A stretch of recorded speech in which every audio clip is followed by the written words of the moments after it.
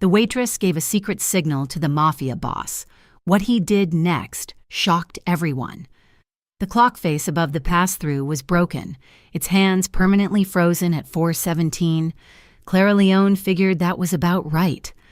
Mel's diner existed in a slice of time that never truly ended, a 24-hour purgatory smelling of stale coffee and burnt grease. It was 2:37 in the morning on a Tuesday, and the graveyard shift was living down to its name. Clara moved with an economy of motion that came from years of practice. She refilled the salt shakers, wiped down the vinyl counter for the 10th time, and kept her eyes low. Her world was Briarwood, a small industrial city that had given up on polishing its rust. Here, at this hour. Her customers fell into two distinct categories: tired truckers hauling steel up the interstate and low-level gangsters running their mouths. Both paid in cash, and both were best left alone.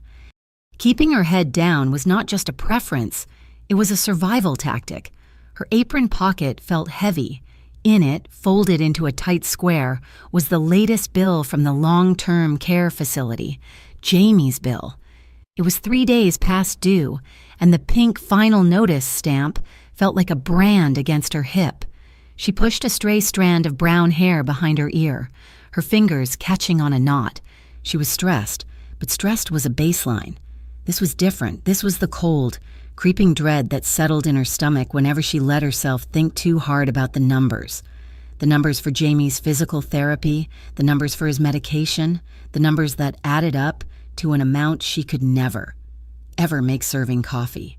Her brother, Jamie, had been paralyzed in a hit-and-run 4 years ago. The police report had called it a tragic, random accident. Clara knew better. She had seen the car that night, a dark sedan with no plates, idling at the end of their street 2 days in a row before it happened. She knew, with a certainty that lived in her bones, that it had not been random. It had been a message, meant for her. And Jamie, bright, funny. 17-year-old Jamie had paid the price for it, so she worked. She worked until her feet swelled and her back ached, and she tried not to be seen. The bell above the door jangled, a harsh, discordant sound that cut through the low hum of the coolers. Clara's spine went rigid. It was not a trucker. Truckers slumped, weary from the road. These men strode. They brought the outside cold in with them, a cloud of icy air and the scent of cheap cologne and stale cigar smoke. There were 3 of them, all in worn leather jackets, their faces shadowed by the diner's weak lighting. The one in the lead, however, she knew. His name was Mick Russo.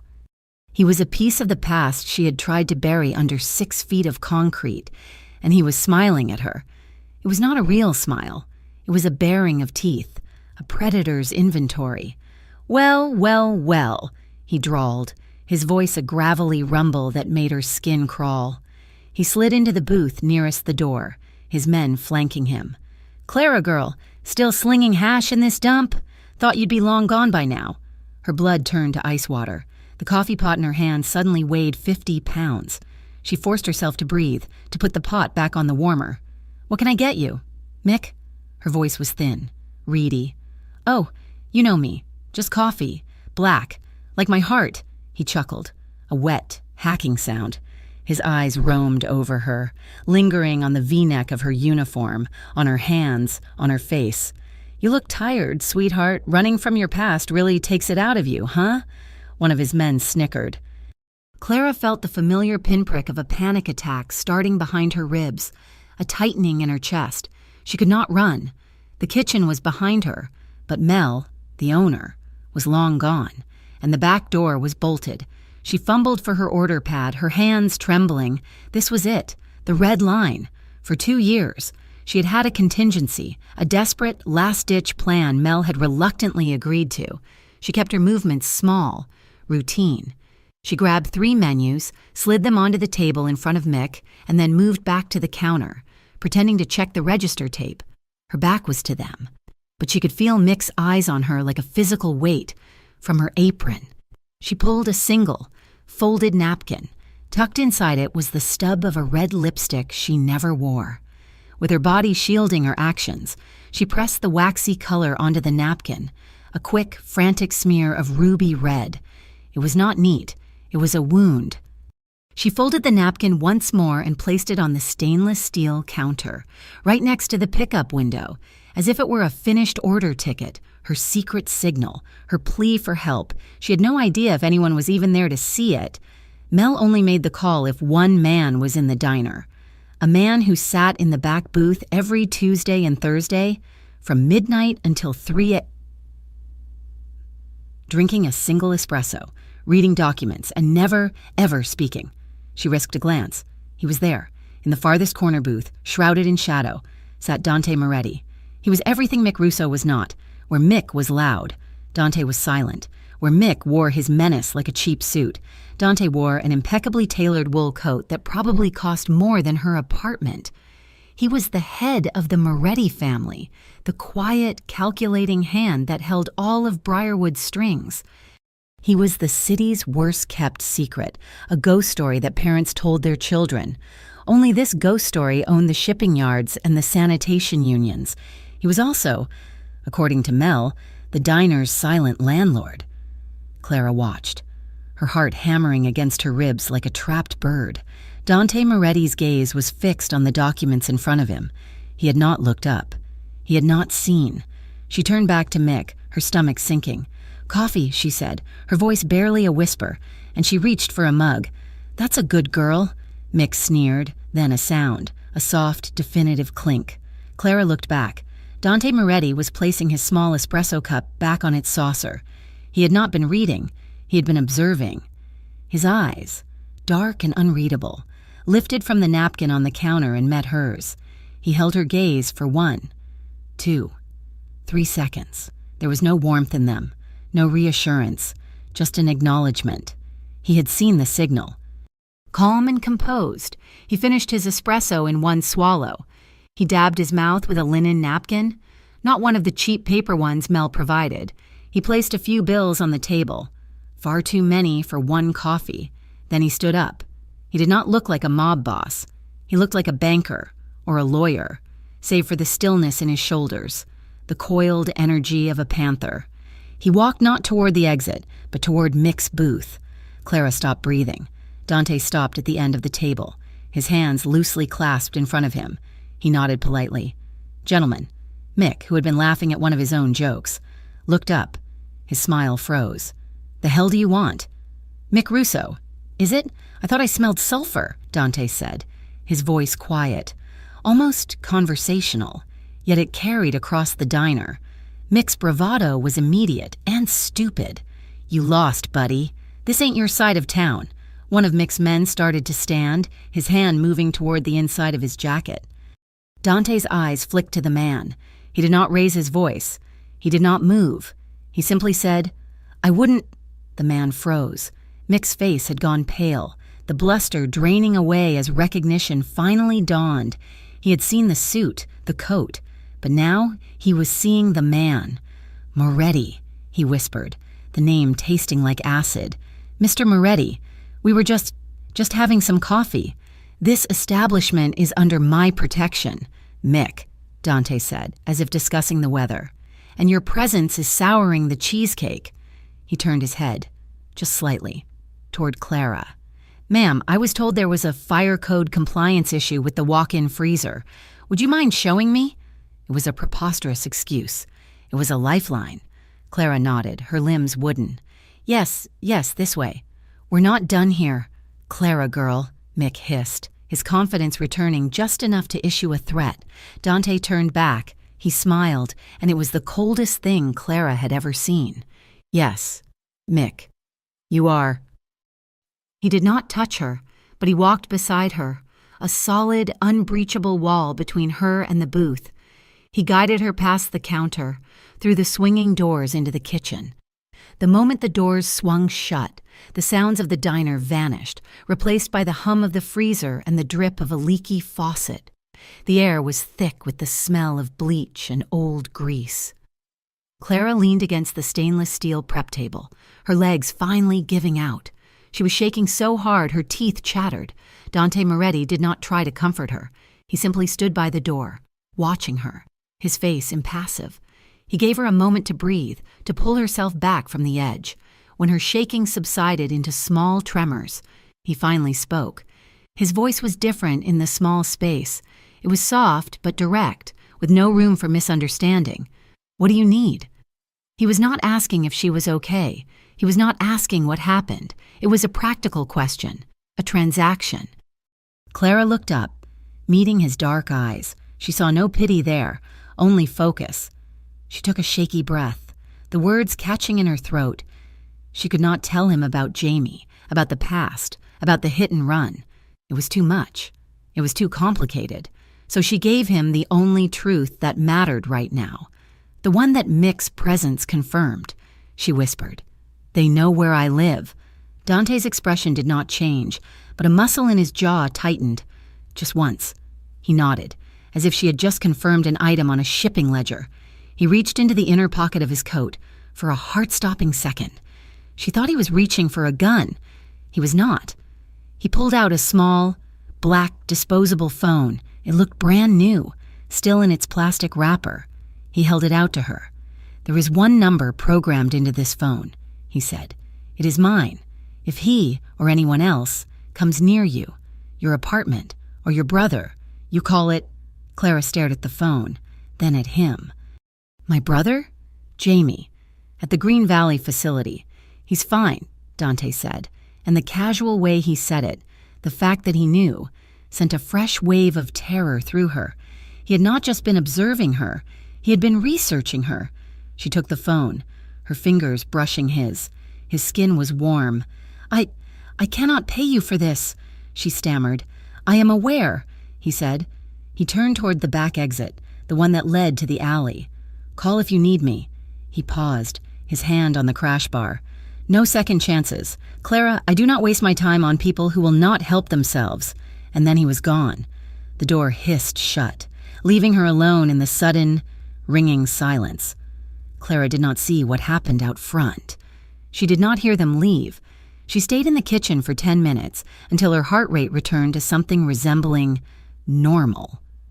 When she finally pushed through the swinging doors, the diner was empty. Mick and his men were gone. Even the bills Dante had left on his table were gone, though his espresso cup remained. The rest of her shift passed in a blur of crippling anxiety. She cleaned the coffee machine, mopped the floors, and watched the sun begin to stain the gray Briarwood sky with shades of pink and orange. At 5 a.m., Mel's day shift replacement arrived, and Clara clocked out. The walk home was the longest of her life. Every car that slowed, every person walking their dog, every shadow in a doorway was a threat. Her apartment was in a rundown 3-story building, the kind of place where you did not ask your neighbors their names. She climbed the stairs to the second floor, her keys clutched in her hand like a weapon. She reached her door. Apartment 2B. She stopped. The key was not necessary. The door was already open, just a crack. A cold dread, heavier and more complete than anything she had felt in the diner, settled over her. She pushed the door open slowly. "Jamie," she called out, a stupid reflex. Jamie was not here. He would never be here again. The apartment was silent. It was cold. The open door had let in the morning chill. Nothing was stolen. The small, second-hand television was still there. The few dollars she kept in a jar on the counter were untouched. She walked through the tiny living room, into the kitchenette, and then she saw it.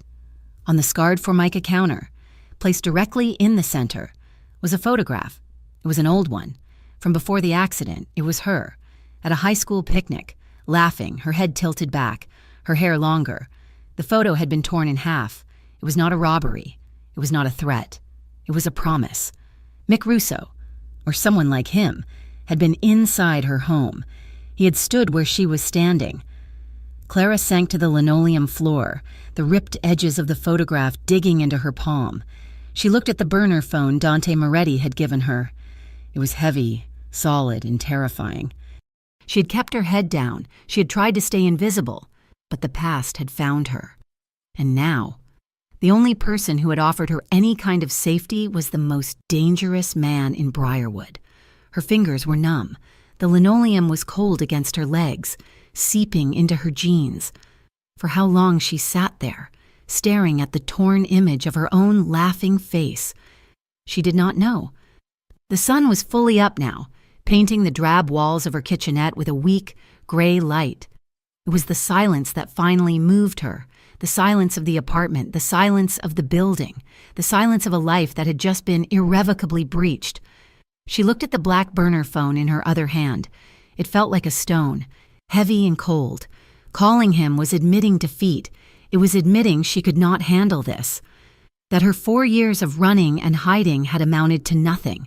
It was putting her fate, and more importantly, Jamie's, into the hands of a man who dealt in shadows and violence. But the torn photograph on her counter was not a shadow. It was a statement. I was here. I can get to you. I can get to anything you love. Her thumb found the single button on the side. The screen flared to life, bright and accusing. One contact. D. She pressed call. It did not ring. There was only a single, sharp click, and then silence. She almost thought the call had failed. Yes. His voice was not a question. It was a simple, flat acknowledgement. No. Hello? No. Who is this? He was here, Clara whispered, the words scraping her throat. In my apartment, he left. He left a picture. Torn? Another silence. She could hear nothing on the other end. Not a car, not a breath. It was as if she were speaking into the void. Stay there, he said. Do not move. Do not touch the door. The line clicked dead. She did not know how much time passed. 10 minutes, 20. She remained on the floor, the phone clutched in one hand, the picture in the other. She heard no footsteps in the hall, no sirens. There was just a soft, firm knock on her door. 3 quick raps. She flinched, her heart leaping into her throat. Who is it? It's Dante. Open the door. Clara? His voice was muted through the cheap wood, but it was him. She unfolded herself from the floor, her knees aching. She unlatched the deadbolt, the one Mick or his men had presumably bypassed with ease, and opened the door. He was there, alone.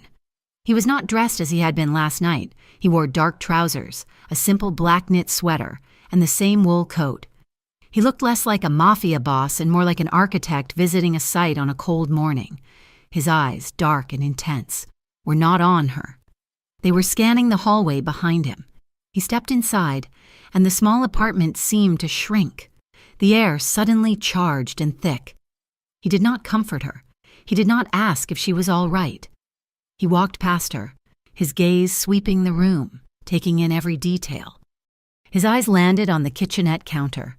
He walked over, looked down at the torn photograph, but did not touch it.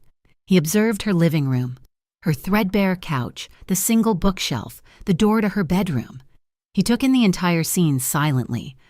After a full minute, he turned back to her. Pack a bag, he said.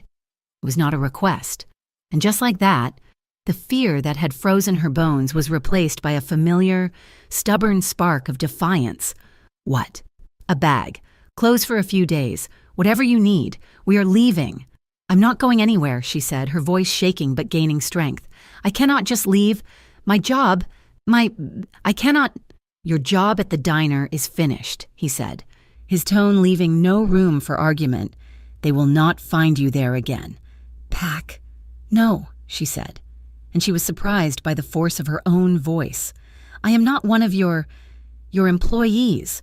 I am not some girl you can just order around. I will not be indebted to you. I cannot pay you. I'm not asking for money. Everyone wants something, Mr. Moretti, and I know what men like you want. I will not. He looked at her, really looked at her, and his expression was not angry. It was something else. Calculating. Perhaps even faintly impressed by her refusal. And your brother? He asked, his voice soft. The defiance crumbled. What about him? You said he was safe. He is. For now. But a man who breaks into an apartment can make a phone call. He can find out where Jamie is. He can send someone to that facility. Someone who does not care about visiting hours. The blood drained from her face. This was her deepest, darkest terror. The one that kept her up at night. The one she had pushed away by telling herself Mick did not know, but he did. Or he could. You said you would protect him," she whispered, the accusation clear. "I am," Dante said. "I am protecting him by removing the target. But if you insist on staying here, in this apartment, you are not a target. You are a victim waiting to happen. And you are putting him at risk." She hated him for saying it. She hated him because he was right. "I cannot just leave him," she cried, the tears she had held back finally blurring her vision. "I cannot just abandon him. He's all I have." Dante watched her for a moment. He seemed to come to a decision. He pulled his own phone from his pocket, a sleek, modern smartphone. He dialed a number. "I'm on my way to Green Valley," he said to the person on the other end. "Now, meet me there in 10. I want the head of security and the facility director in the room." He hung up. He looked back at Clara. "Get your bag. We're going to see your brother." Clara stared at him, bewildered. "What?" "You are worried about him, so we will go. You will see he is safe, and I will ensure he stays that way. Then, you will come with me." The drive to the Green Valley Rehabilitation Center was silent. Dante drove a large, black sedan that was so quiet it felt like they were gliding.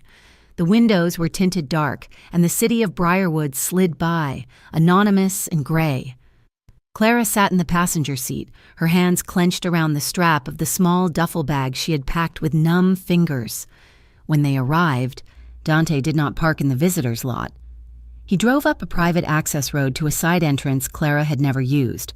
A man in a suit, not a doctor, was waiting. He nodded at Dante, unlocked the door, and led them through a series of quiet, sterile hallways. They were shown into a small, carpeted conference room. 2 people were already sitting at the table, a nervous-looking man in a suit, the facility director, and a woman with a severe haircut, the head of security. They both stood when Dante entered. "Mr. Moretti," the director said, his voice strained. "We were not expecting you." "I know," Dante said.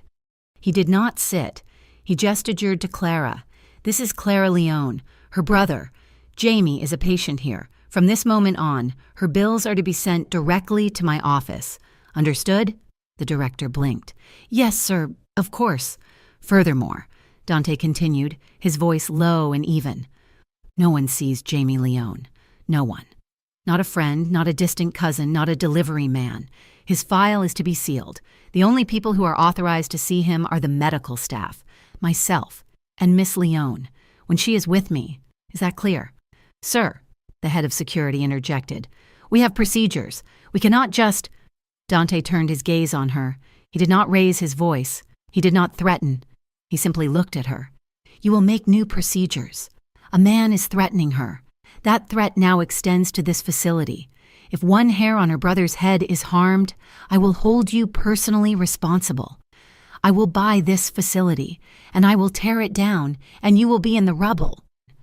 "Do you understand me?" The woman's face went pale. Yes, understood. He will be protected." "Good," Dante said. "Now, Miss Leone would like to see him." The visit was short. A nurse, clearly intimidated, led them to Jamie's room. He was asleep. His room was small, but clean. He looked thin, his face pale against the white pillowcase, but he was breathing peacefully. The machines beside his bed beeped in a steady, reassuring rhythm. Clara stood in the doorway, her hand over her mouth. She wanted to run to him to hold his hand, but she was afraid to wake him, afraid he would see the fear in her eyes. "He is safe." "Clara," Dante said quietly from behind her. She nodded. A single, jerky motion. She let the nurse lead them back out. This time, when they got in the car, Clara did not protest. She was exhausted. She was defeated, and for the first time in 4 years, a small, treacherous part of her was relieved. She was not driving. Someone else was in control. He did not take her to a house. He drove to the center of the city, to a tall, glittering skyscraper that housed one of his most exclusive clubs on the first 3 floors. He drove into a private underground garage, and they took a private elevator that required a key. The doors opened not into a hallway, but directly into an apartment. It was not an apartment, it was a penthouse.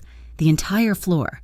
The elevator doors opened onto a vast expanse of dark hardwood and glass. One entire wall was a window, looking out over the entire city of Briarwood, the lights twinkling below them like a fallen constellation. The furniture was minimal, expensive, and cold. Where are we?" she whispered. "A secure location," Dante said. "No one knows this place exists. The elevator is keyed to me. No one comes up here. You will be safe." He showed her to a guest bedroom. It was larger than her entire apartment. It had its own bathroom, stocked with expensive soaps and fluffy white towels. "Rest," he said, his voice softer now. "There is food in the refrigerator. I have business to attend to. I will be back." He left her there. Clara stood in the middle of the enormous, silent, beautiful cage. She walked to the window. She was so high up, the city looked small, unreal. She felt completely, utterly disconnected from the world. She did not sleep. She sat on the edge of the bed, her duffel bag at her feet, for hours. The first night was the worst. The silence of the penthouse was louder than the noise of her old apartment. There were no sirens, no shouting neighbors, no rattling pipes. There was only the sound of her own breathing and the distant, electronic hum of the climate control. She had not eaten. She had not unpacked. The adrenaline that had kept her going for the last 24 hours had finally receded, leaving behind a raw, gaping void. And into that void, the panic came. It started as it always did, a tightness in her chest, a feeling that she could not get enough air. She stood up, pacing the plush carpet of the guest room. The city lights outside the window seemed to spin, pressing in on her. She was trapped. She had run from Mick Russo only to be locked in a gilded cage by Dante Moretti. She was a pawn, a piece of property, a liability. Her breathing hitched. She gasped, but it felt like sucking air through a straw. Her heart hammered against her ribs, a frantic, trapped animal. Black spots danced in her vision. She stumbled out of the bedroom, into the massive, dark living room, searching for, she did not know what, an exit, air. She slid down the floor-to-ceiling window, the cold glass a shock against her back. She curled her knees to her chest, buried her face in her arms, and tried to disappear. She was hyperventilating, the sobs catching in her throat as painful, choking sounds. The elevator chimed. Her head snapped up, her eyes wide with terror. The stainless steel doors slid open. Dante stepped out. He had changed into a fresh shirt, but his hair was slightly disheveled, and he looked tired. He saw her instantly, curled on the floor, a trembling wreck. He did not move. He did not rush to her. He did not say, "Are you okay?" He simply stood there, by the elevator, his presence filling the dark room. He watched her, his expression unreadable in the shadows. He was distant, but he was present. He walked, not to her, but to the kitchen. She heard the sound of a cupboard opening, the rush of water. He came back holding a glass of water. He did not crouch down, which she was grateful for. He did not loom. He placed the glass on the floor, a few feet away from her. "Breathe." "Clara," he said, his voice a low, calm command, not gentle, but steady. "You are safe here. No one can get to you." I cannot breathe," she gasped, shaking her head. "It is too... "You're having a panic attack," he said, his voice devoid of pity. It was a statement of fact. "It will pass. Focus on your breathing. In for 4, hold for 4, out for 6. He did not say it again. He walked over to one of the large leather armchairs that faced the window, but he did not sit. He just stood beside it, his back to the city, and watched her. He was giving her space, but he was not leaving her alone. It took a long time, minutes, maybe an hour, but his presence, solid and unwavering, acted as an anchor. The fact that he was not fussing over her, not touching her, allowed her to focus. Slowly, the frantic rhythm of her heart slowed, the black spots faded. She was able to draw one, deep, shuddering breath. She reached for the water, her hand shaking. She drank it all. She did not look at him. She was too embarrassed. He had seen her at her absolute lowest. Finally, Her body exhausted, she uncurled. She did not have the strength to get up and go to the bedroom. She simply lay down on the thick rug, pulling a decorative throw blanket from the nearby sofa over her. She expected him to leave, to go to his own room. He did not. He sat down in the armchair. He did not read. He did not turn on a light. He just sat, in the dark, watching over her. Clara closed her eyes, and for the first time in 4 years, protected by the most dangerous man she had ever met, she fell asleep. The next few days settled into a strange, unreal routine. Clara tried to keep her emotional distance. She stayed in her room, reading books she found on the shelves, or she sat by the window, watching the city she could no longer walk in. Dante was a ghost. He would be there in the morning, drinking coffee and reading the paper. And then he would be gone, disappearing down the elevator. He would return late at night, and they would sit in the vast, quiet living room, 2 strangers sharing a prison. But she found herself drawn to his quiet intensity. He never asked her questions. He never demanded anything of her. He would simply state facts. "You are eating," he said one evening, noticing she had finished the meal he had left for her. "I was hungry," she replied defensively. "Good." And yet, the threat from the outside world was growing. Mick Russo was not a man to be forgotten. One afternoon, Dante returned earlier than usual. He placed a small, white envelope on the coffee table. "This was sent to the diner," he said. Clara's blood ran cold. She picked it up. Inside was a simple, printed note. "I know where the bird is singing. The cage will not hold her for long." She looked at him, terrified. "He knows I am with you. He knows I am protecting you," Dante corrected. "It makes him bold and stupid. He has also been making inquiries at Green Valley." Her breath hitched. "Jamie?" "He did not get in," Dante said quickly. "My men are there. The facility is locked down, but he is testing the fences." The note, the escalation, it broke something in her. The wall she had built between them. That night, she told him everything. They were sitting in the living room, the city lights painting them in blue and gold. "His name is Mick Russo," she started, her voice barely a whisper. "But I knew him before. Years ago. I was 16. Stupid. My mother had just died, and I was lost." Dante just listened, his expression unchanged, but his focus was entirely on her. "He ran a ring. He found girls like me, lost girls, runaways. He would be kind at first, buy you food, tell you were special. He groomed us. He was a trafficker. He would get girls hooked on drugs, then sell them to other men." She was shaking, but she could not stop. The words were pouring out, a confession she had held for 8 years. "I was lucky. I saw what happened to another girl. I ran. I went to the police. I testified. I told them everything. Gave them names. Places." "What happened?" Dante asked, his voice low. "They shut part of it down," she said, a bitter laugh escaping her. "They made a few arrests, but Mick, he walked. The case was buried. A detective told me, off the record, that Russo had powerful friends. A few months later, my testimony was lost in an evidence fire. And then, 4 years ago, Jamie's hit and run." She looked at him, her eyes pleading for him to understand. "It was not an accident. Dante, it was him. It was Mick, reminding me to stay silent, reminding me what he could take." Dante said nothing for a long time. The muscle in his jaw was ticking, the only sign of the rage she could feel radiating from him. "He took your brother's legs," Dante said, his voice a low growl. "And he buried your testimony. He will not bury this."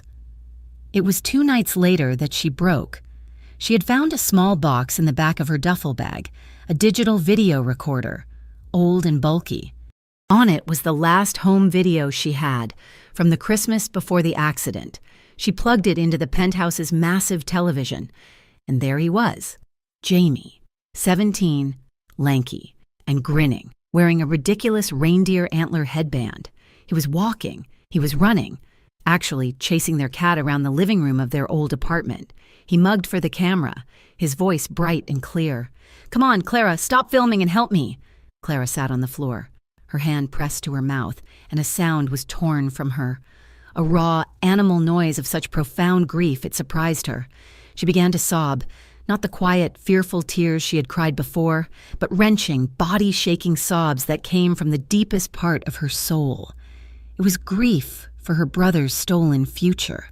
It was guilt for her own survival. It was the crushing weight of 8 years of terror. She did not hear the elevator.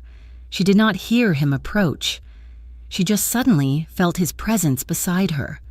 Dante knelt on the floor next to her. On the screen, Jamie was laughing. Dante did not speak. He just watched the screen for a moment, his face hard. Then he looked at Clara, who was curled into a ball, trying to muffle her cries. He did not pat her shoulder. He did not offer empty platitudes. He slid one arm around her back, the other under her legs, and lifted her as if she weighed nothing. He carried her to the sofa. He sat down and he held her. He held her as she wept into his chest, her fists clutching the front of his expensive shirt. He did not recoil. He just held her, solid and warm, one hand pressing firmly, reassuringly against her back. He was not her boss. He was not a mafia kingpin. He was just a man, holding a woman who was breaking apart, and in his embrace, she felt something she had not felt in years. He understood. He understood grief. Her sobs finally quieted. She was empty, exhausted, her face pressed against the warm column of his throat. He smelled like expensive soap and cold night air. She pulled back, just enough to look at him. His eyes were dark, and for the first time, she saw something other than intensity. She saw empathy. "I'm sorry," she whispered, her voice raw. "Do not be," he murmured. Their faces were inches apart. The air between them was electric, thruming with the shared grief, the vulnerability. He looked at her mouth, and she felt her breath catch. He leaned in, slowly, giving her every opportunity to pull away. She did not. His lips met hers. It was not a kiss of passion, not at first. It was a kiss of shared sorrow. It was slow and gentle and deeply, emotionally intense. His lips were soft, hesitant. It was a question. She answered by tilting her head, her hand coming up to rest on his chest. His heart was beating a steady, strong rhythm beneath her palm.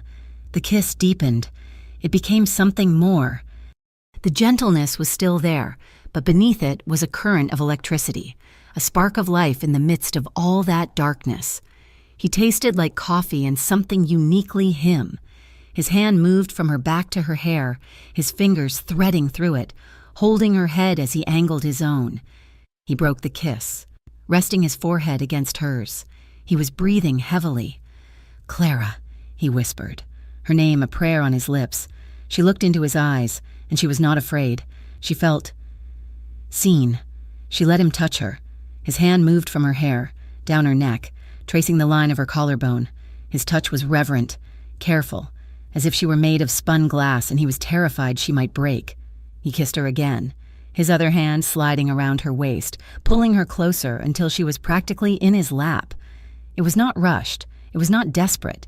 It was a slow, deliberate exploration. It was the touch of a man who had been starved of tenderness, and the response of a woman who had been starved of safety. It was gentle, and it was electric, and it was more real than anything she had felt in years. Afterward, long after the television had gone dark, they lay on the sofa, her head on his chest. The silence was back. But it was a different kind of silence.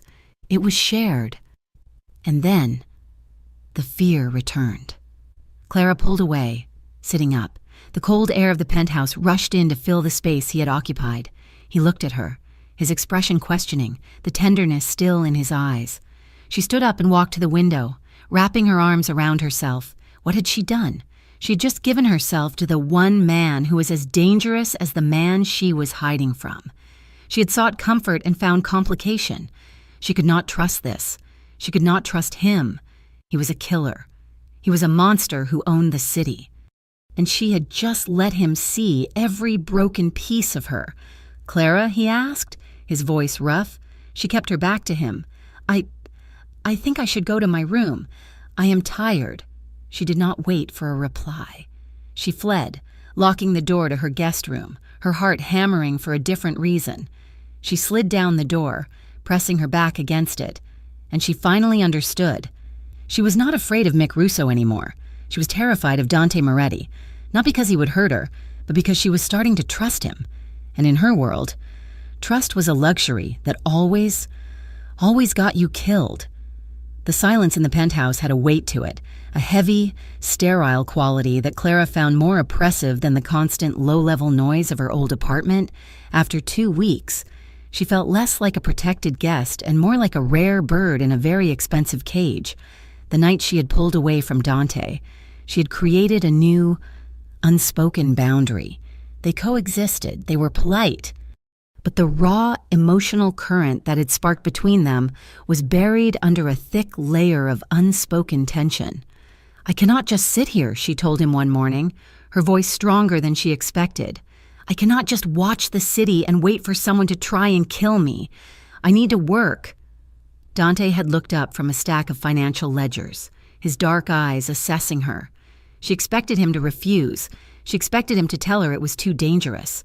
"There is a restaurant, he said instead, his voice flat. "Il Corvo. It is one of mine. It is in the financial district, high-end. The clientele is controlled." He paused. "You will be a hostess. You will use the name Anna Bianchi. You will be driven there and back every evening. You will not leave the building for any reason. A car will be waiting for you at the service entrance at precisely 11:30. It was not freedom. Not really. It was a longer leash. But it was something. Working, as Anna felt like putting on a costume. Il Corvo was a world of hushed voices, gleaming silverware, and patrons who wore their wealth like armor. Clara, now Anna, wore a simple, elegant black dress, her hair pulled back in a sleek chignon. Her job was to smile, to check reservations on a small, discreet tablet, and to lead billionaires and their wives to tables shrouded in intimate shadows. She was good at it, the same skills that had allowed her to navigate the volatile regulars at Mel's, reading a mood, de-escalating tension with a glance, becoming invisible when necessary, made her an exemplary hostess, and for 6 hours a night. She was not Clara Leone, the girl in hiding. She was Anna Bianchi, the composed, untouchable woman at the door. She earned a paycheck, wired to a new bank account Dante had opened for her. It was not much, but it was hers.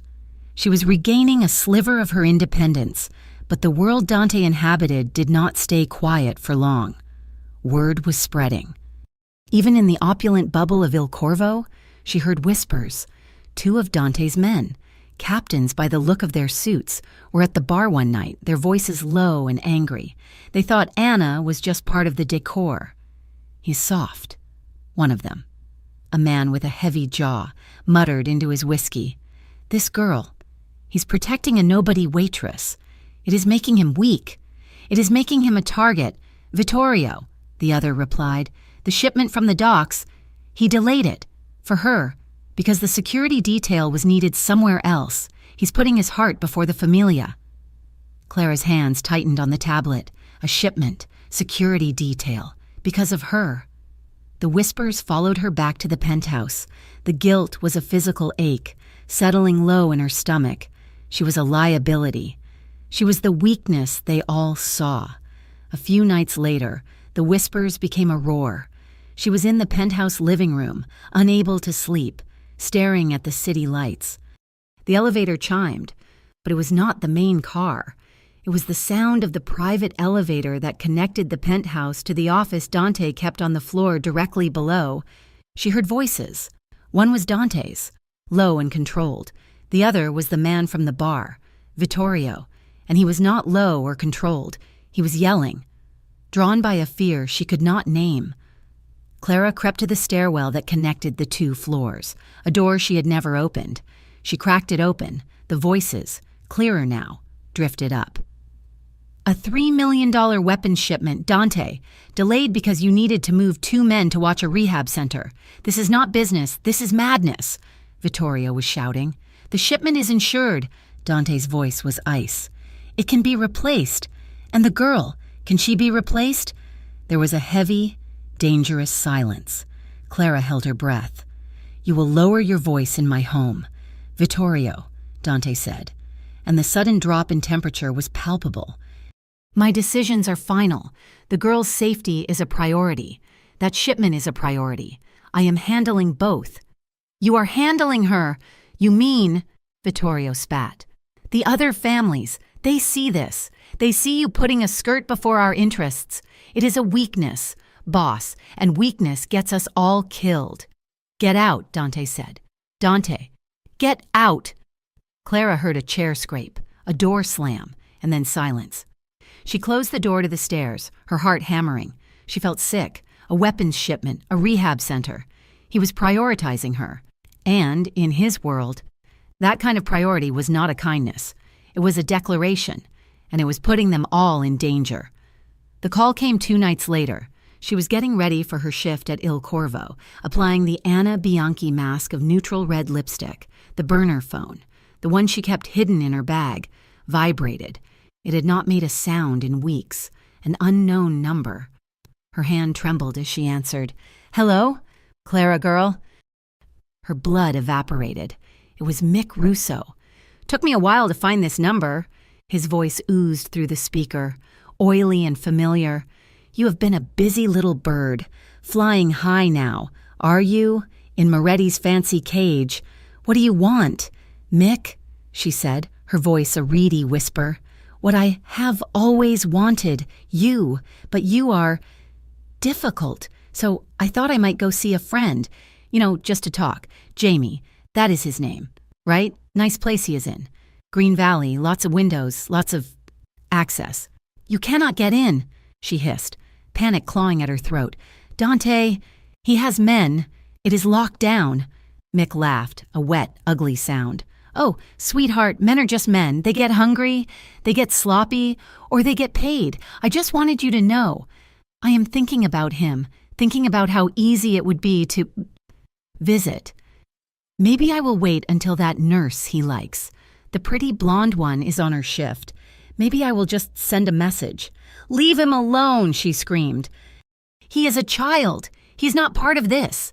He is part of you, Clara, and that is all that matters. You tell your new boyfriend to back off, or I am going to show Jamie what gravity looks like."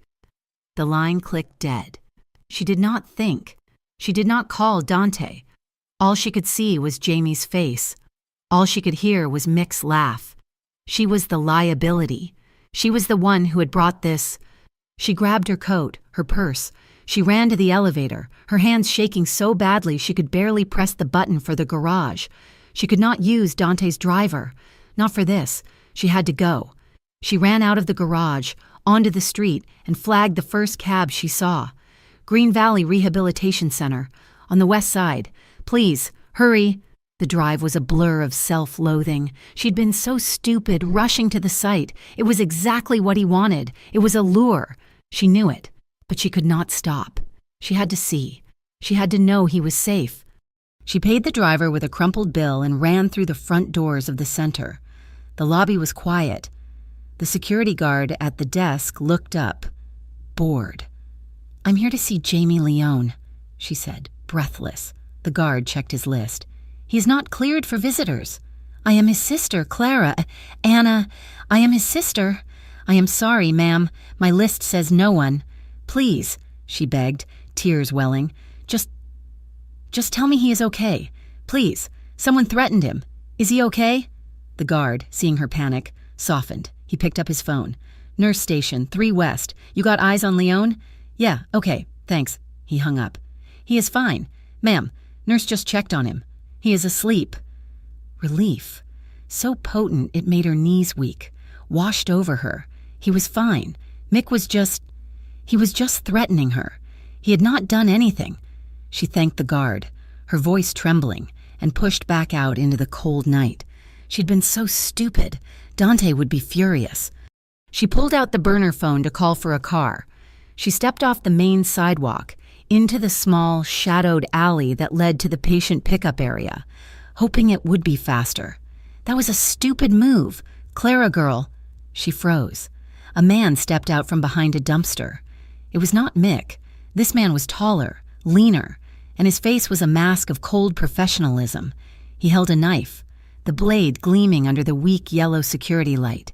"Mick is tired of playing games," the man said, advancing on her. "He just wants to prove a point, to you and to Moretti."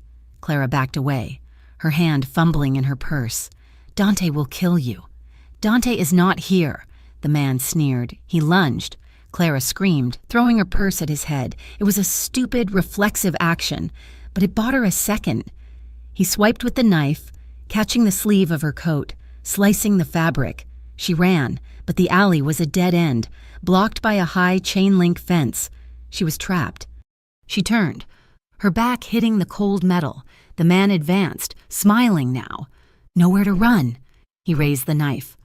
A pair of headlights flooded the alley, so bright they were blinding. A black sedan screeched to a halt, blocking the entrance. The passenger door flew open. Dante Moretti got out. He was not wearing a coat, just a white shirt. The sleeves rolled up his forearms. He had not been coming from a meeting. He had been coming for her. "Get away from her," he said. His voice was not loud. It was a low, guttural rumble. The man with the knife hesitated, blinded. "Who the hell are you?" Dante did not answer. He moved. He was fast, impossibly fast. He crossed the alley in 3 long strides. The man swiped with the knife. Dante moved his head, the blade missing by an inch. He grabbed the man's wrist, and Clara heard a wet, sickening snap. The man screamed, a high, thin sound, as the knife clattered to the pavement. Clara shrank against the fence, her hands over her mouth. Dante did not stop. This was not the calm, composed man who drank espresso. This was not the tender man who had held her. This was a demon. He drove his fist into the man's stomach. The man doubled over, gasping. Dante grabbed him by the hair, yanking his head back, and slammed his fist into the man's face. Once, twice, a third time.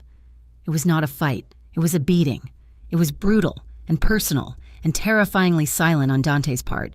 The only sounds were the sickening, wet impacts of his fists and the choked, broken sobs of the man. 2 more cars pulled up. 4 of Dante's men piled out, guns drawn. They stopped, seeing their boss. "Boss," one of them yelled. "Dante, he is done. He is finished." Dante did not seem to hear. He had the man pinned against the brick wall, his left hand around his throat, his right fist bloody and rising again. "Dante!" Clara screamed, her voice tearing. He froze. His fist, covered in another man's blood, was trembling in the air. He slowly, very slowly lowered his arm. He looked at the man he was holding up, a broken, bloody mess, and his face was a mask of pure, cold rage. He dropped him. The man crumpled to the pavement like a sack of garbage. Dante stood there for a second, his chest heaving. He did not look at Clara. He turned to his men. "Get her. Take him. Clean this up." He walked past her, his face a stone, and got back in the car. They rode back to the penthouse in total, suffocating silence. Clara sat in the back of a different car, one of his men driving.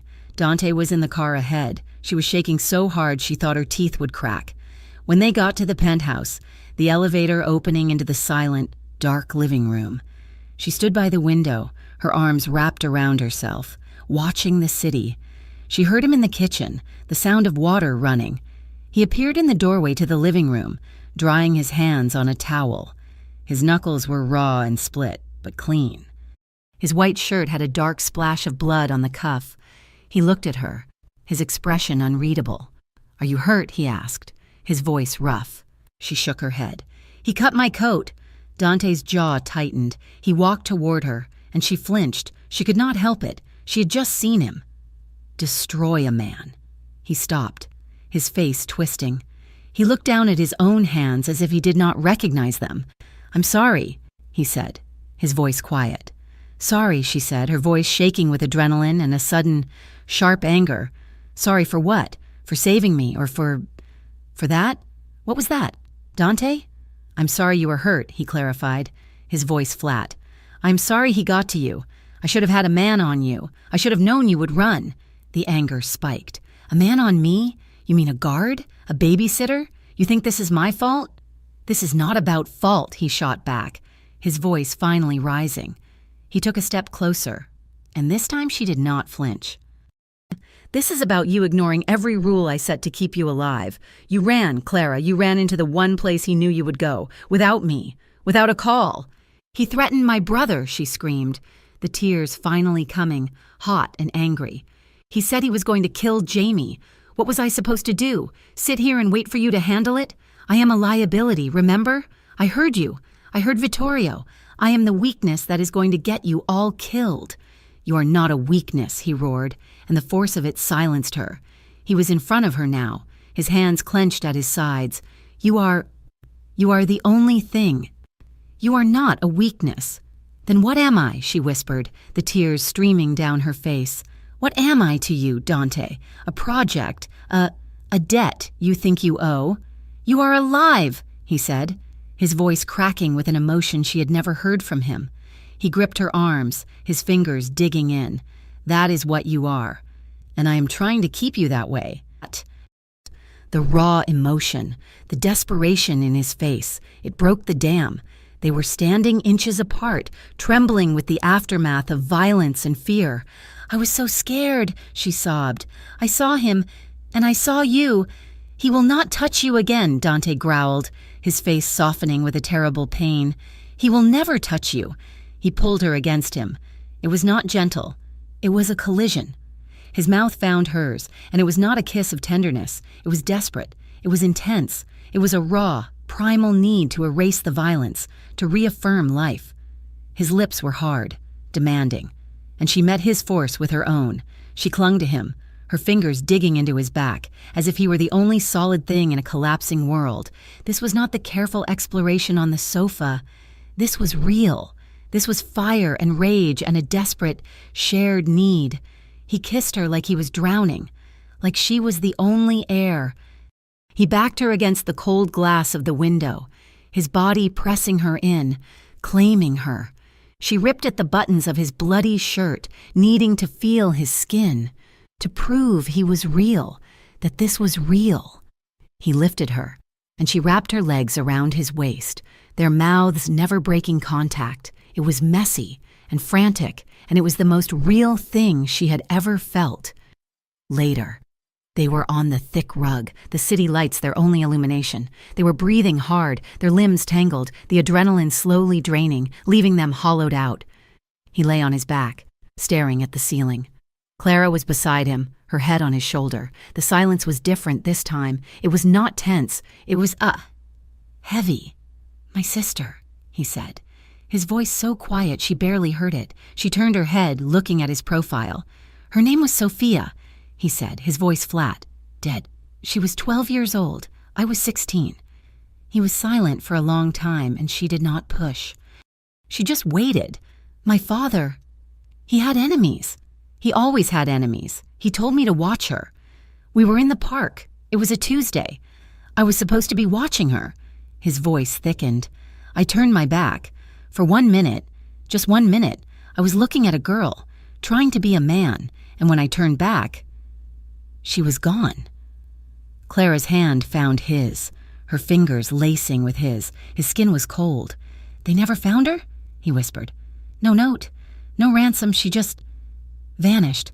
My father, he never forgave me. I never forgave myself." He turned his head, and his eyes, dark and filled with a grief so old it was part of him, met hers. "I have been looking for her my whole life. Clara, in every crowd, in every new city, every time I failed, and when I saw that man with his knife, all I could see was him taking you, and I could not, I will not, let that happen again." Clara finally understood. She saw the rage, the violence, the cold control. It was not cruelty. It was a shield. It was the armor of a 16-year-old boy who had failed, and who had spent the rest of his life making sure he would never fail again. She rose up on one elbow, her hair falling around her face. She looked down at this dangerous, broken man. She did not say, "It was not your fault." She did not say, "You have to let it go." She just leaned down and kissed his forehead, then his cheek, then his lips softly, tenderly. "You are not him," she whispered, "and I am not her. You are here. I am here. We are safe." He did not reply. He just pulled her down, wrapping his arm around her, holding her so tightly she could barely breathe, as the city grew more dangerous, as the shadows gathered. Clara Leone lay in the arms of Dante Moretti, and for the first time in her entire life, she felt completely, undeniably safe. The revelation of his past had changed the air between them. The penthouse, once a silent, sterile prison, now felt like a fortress. But the peace was a thin veneer over a tension that hummed, low and constant. The danger that had brought them together was still circling. Dante had become more guarded, not with her, but with his organization. He spent long hours in the office below, the one connected by the private stairs. He was often on the phone, his voice a low, lethal murmur of Italian that Clara did not understand, but the tone of which she recognized as barely contained fury. "Mick knew where to find you," he said one evening. He was standing by the window, his back to her, a tumbler of whiskey in his hand. He knew the exact time to call the burner phone. He knew about Jamie's nurse. Clara, who had been reading on the sofa, put her book down. "What are you saying?" "I am saying he has help," Dante said, turning. His face was hard in the twilight. "Someone inside my organization is feeding him information. Someone is leaking. Who? I do not know, but all signs point to one man." He took a drink, the ice clinking. Luca. The name shocked her. Luca was his consigliere, the older, quiet man who was always at Dante's side in the few business meetings she had inadvertently seen. He was Dante's right hand, his father's right hand before him. He was family. "You cannot be serious," Clara said. "He seems so loyal." "In our world, loyalty is just a mask worn by the patient," Dante said, his voice bitter. "Luca is the only one, other than me, who had the access codes to the Green Valley security file. He knew the name of the nurse. He knew about this penthouse. The thought of the older man, with his kind eyes and sad smile, betraying Dante, and made Clara feel cold. It proved what she already knew. This world was built on quicksand. A few days later, Dante was gone. A day trip to Chicago. He had said, "Urgent business," for the first time.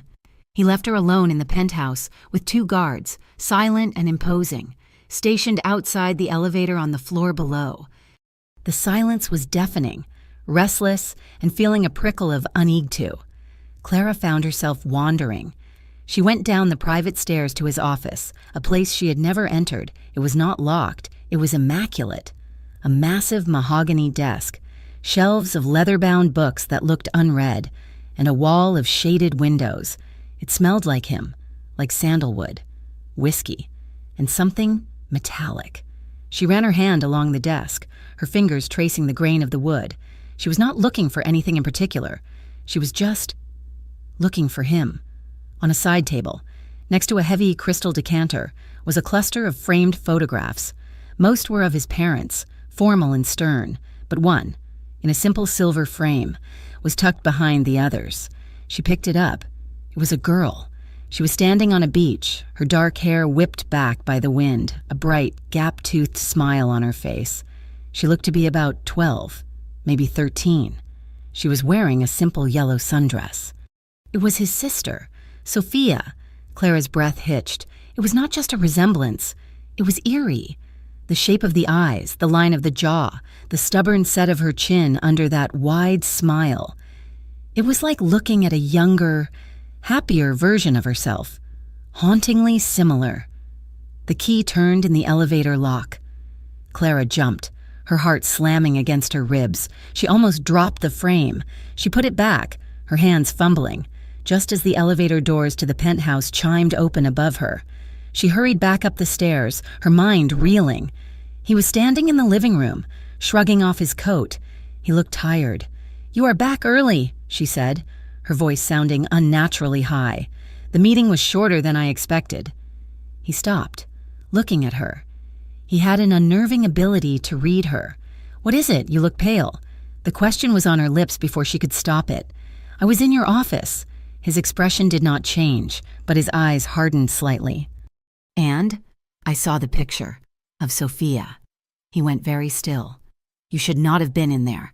Why are you protecting me, Dante? She blurted, the words tumbling out, fueled by the doubt she had been suppressing. Is this about me, or is it about her? Do I just look like her?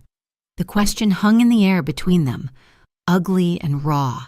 He stared at her for a long, unbearable moment. The silence stretched, filled with all the things he was not saying.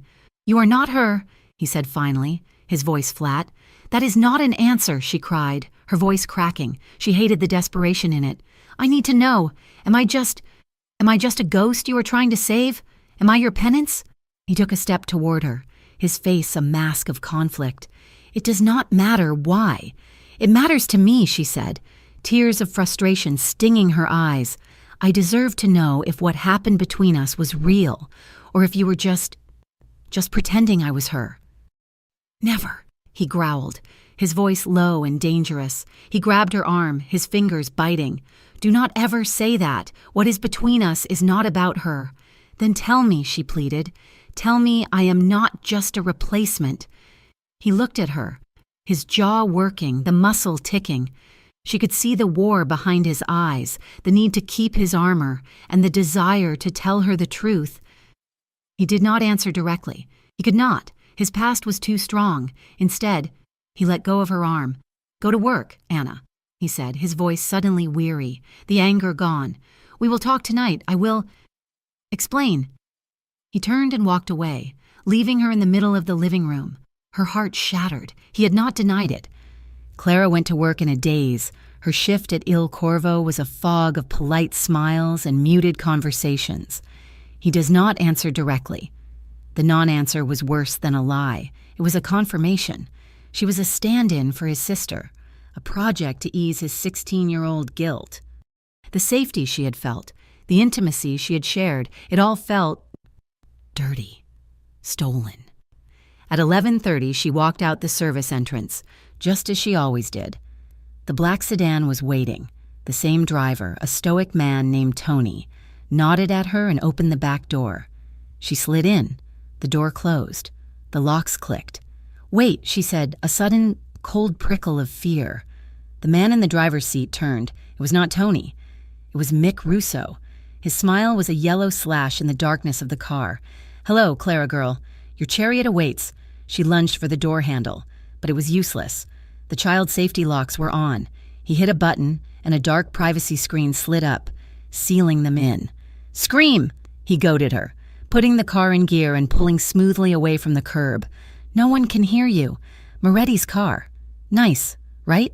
Soundproof. All his men have the same model. Easy to get a spare key, if you know who to ask. Luca, the leak was not just information. It was access. What do you want, Mick? She said, trying to keep the terror from her voice. Simple. A trade, he said, his eyes flicking to her in the rearview mirror. That weapons shipment your boyfriend is so fond of, he's going to give it to me. And in return, I am going to give him, you, maybe. The car sped up, heading toward the abandoned industrial side of town. They drove for 20 minutes, her mind racing. She was not the same girl from the diner. She was not the girl who froze. She had lived with a monster. She had learned from him. She watched Mick, her eyes scanning the car. She looked for a weapon for an escape. He parked in a dark, crumbling warehouse by the river. He pulled her out, his hand clamped on her arm, and dragged her inside. The place smelled of rust, dead fish, and mold. He shoved her into a small, windowless room, a utility closet, or a cold storage unit. There was a single, bare bulb overhead, swinging from a wire. Dante will kill you, she spat. He has to find you first, Mick sneered. He gestured to the two men who had been waiting inside. They were rough, not like Dante's polished soldiers. Watch her. If she moves, break her legs. I'm going to make a phone call. He slammed the heavy metal door, and she heard a bolt slide home. She was alone with the two guards. One was large, beefy, and silent. He stood by the door. The other was younger, wiry and visibly nervous. He kept sniffing, his eyes darting around. Clara took a breath. No second chances. Dante's voice. I do not waste my time on people who will not help themselves. She focused on the younger one. He was the weak link. She let out a small, quiet sob, sinking to the floor in the corner, pulling her knees to her chest. "Shut up," the big one grunted. I am sorry," she whispered, her voice trembling. I am so cold, and I need the bathroom." "Hold it," the big one said. "Please," she whispered, looking at the younger one. Her eyes were wide, filled with tears. She was Clara from the diner now. Helpless. I cannot. I am sick." The younger one looked at the big one. "Let her go. There's a bucket in the hall. What is the harm?" The big one sighed, annoyed. "Fine, you take her, and you be quick."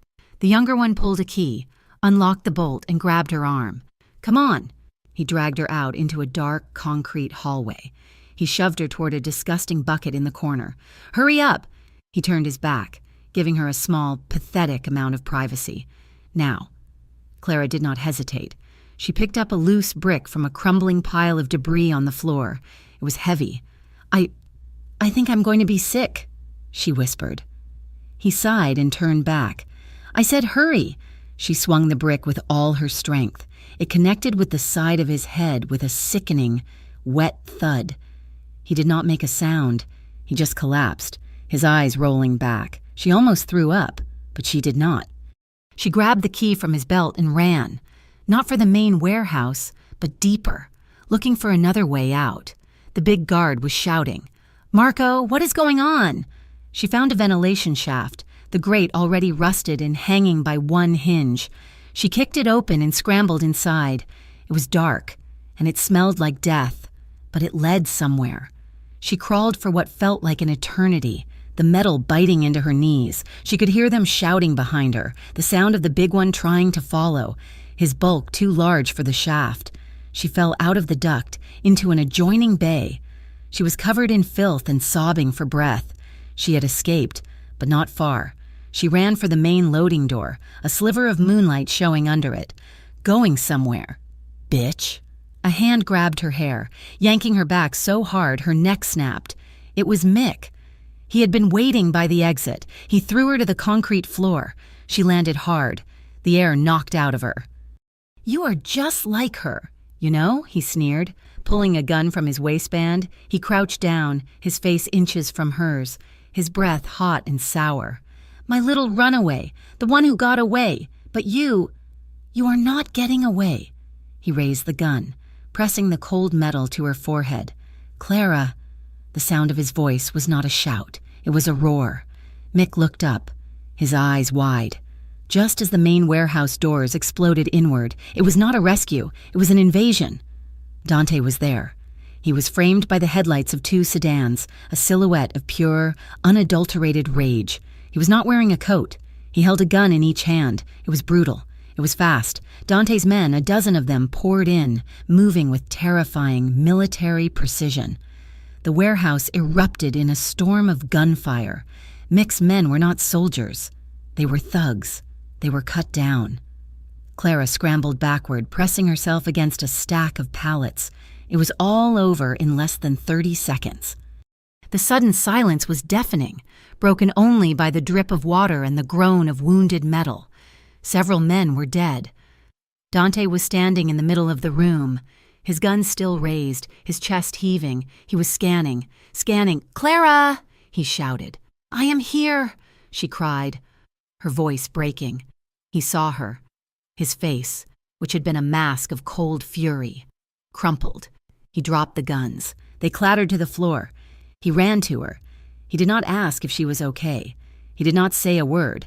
He just fell to his knees in front of her, pulling her into his arms, burying his face in her filthy, matted hair. His entire body was shaking. Clara wrapped her arms around his neck, her face pressed against his, and she began to cry. She was not crying from fear. She was not crying from the violence or from the bodies on the floor. She was crying from the overwhelming, staggering realization that had hit her the moment he burst through the doors. He had come. When she had doubted him, when she had hated him, when she had believed she was just a ghost to him, he had still come. He had torn the city apart to find her. He had come for her, without hesitation. Back at the penthouse, the sun was beginning to rise. The world outside the window was turning a bruised shade of purple and gray. They had not spoken. His men had driven them back in silence. He had led her into the guest bathroom, turned on the shower, and methodically, tenderly, washed the grime, the blood, and the filth from her skin. He had toweled her dry as if she were a child, his hands gentle, his knuckles, which were split and bleeding from a fight she had not even seen, staining the white towel. He had dressed her in one of his own shirts. Now, they were in the living room. He sat on the sofa. She stood in front of him. The adrenaline was gone, leaving only a hollow, echoing stillness. She looked at him, at this man who had just killed for her, the man who could not answer her simplest question. She realized, in that moment, she did not need him to. His answer had been the explosion of those warehouse doors. His answer was in the tremor she could still feel in his hands. Clara took the lead. She knelt in front of him. She took his bloody hands in hers, turned them over, and pressed her lips to his bruised knuckles. A single tear, her last one, fell onto his skin. He watched her, his eyes dark, filled with a terrible, silent gratitude. She rose, and she pulled him to his feet. She led him, not to his bed, but to hers, the one in the guest room, her space. She pushed him gently onto the mattress and climbed in after him. This time, it was not the desperate, frantic collision of before. It was not the sorrow-drenched exploration. It was tender, and it was silent. She made love to him.